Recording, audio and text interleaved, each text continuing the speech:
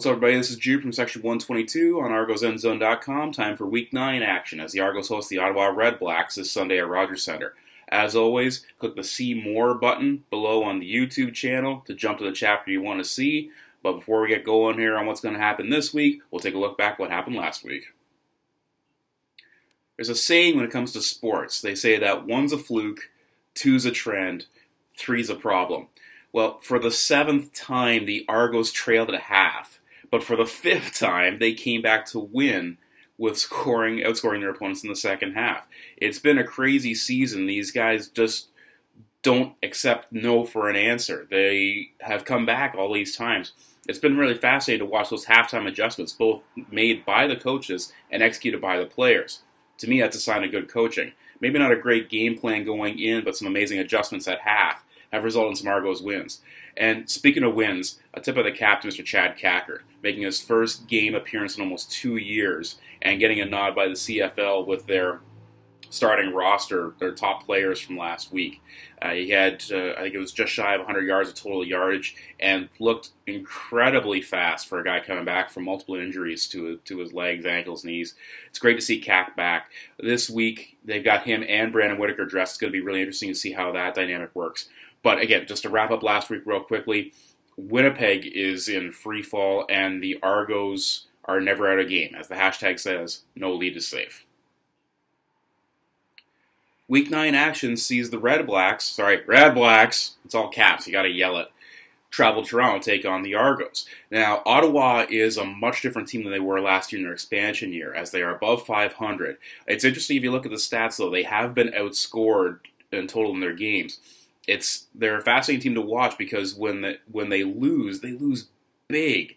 But when they win, it's never in doubt. So it'll be very interesting to see how it plays out this week in Toronto. Again, because the Argos have been behind in every single game this year to come back and win most of them.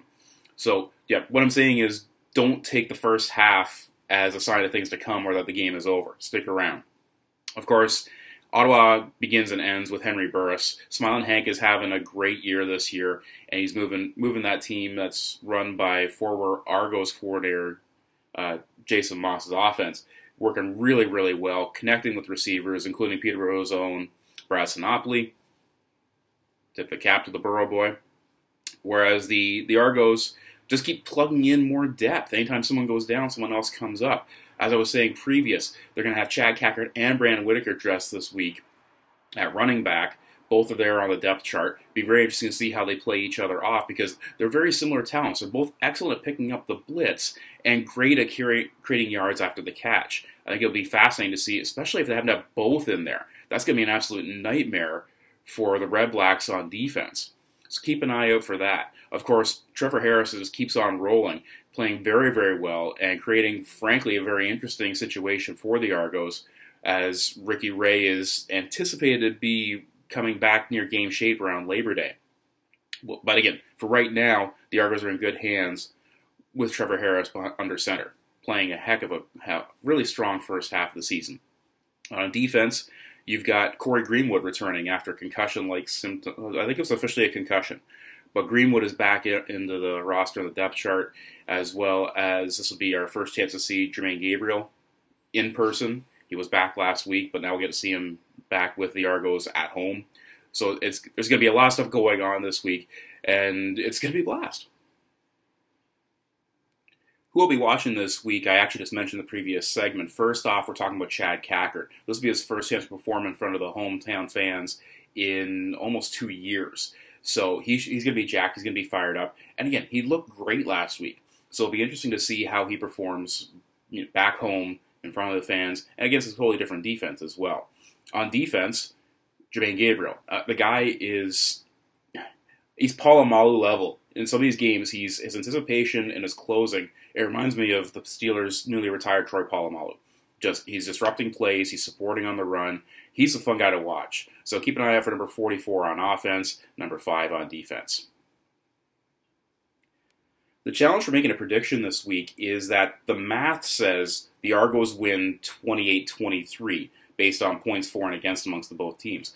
The one thing I can't stop thinking about, though, is that when Ottawa loses, they lose big. they win, and there's a little bit of distance there too to kind of balance out that ledger. But when they lose, they just get spanked. And since I'm picking an Argos win, I'm thinking this is going to be like a 44-21 Argos game, which would be a blast to see in person. Wrap things up for our Week 9 preview. Hope you had some fun. Make sure you get down to the Dome because it's going to be a beautiful day. And even if it's not, the Dome is closed. So follow us on Twitter, Facebook, YouTube, as we'll be posting consistently throughout the week. If you are getting to the game, even if you're not, because you can buy them online, pick up your Toronto Argos cheerleaders calendar. I'm overdue for my new one, although Raylan's been great company this month. So yeah, make sure you pick that up. It's helping out the ladies. I think they're using the money to get to the Grey Cup again this year, which is in Winnipeg. Speaking of the Grey Cup in Winnipeg, there's a ton of tickets available, so it may not be a bad idea to investigate that and see if you can go out there and get some decent seats. With Winnipeg stumbling, of course, there's been a lot of groundswell. But again, right now we're just talking about this. Rogers Center, 4 o'clock, a 4 o'clock weekend game, which means you hit your patio prior to, get down and get a little that tailgate action in there, get the game, and plenty of time to enjoy yourself afterward. And hey, thanks to Rogers Center's new security measures, you want to be there about 4.5 hours prior to game time. Make sure you get in time for kickoff anyways. So, have some fun, and as always, this is Drew from Section 122, ArgosInZone.com. My name is Robert Rail, and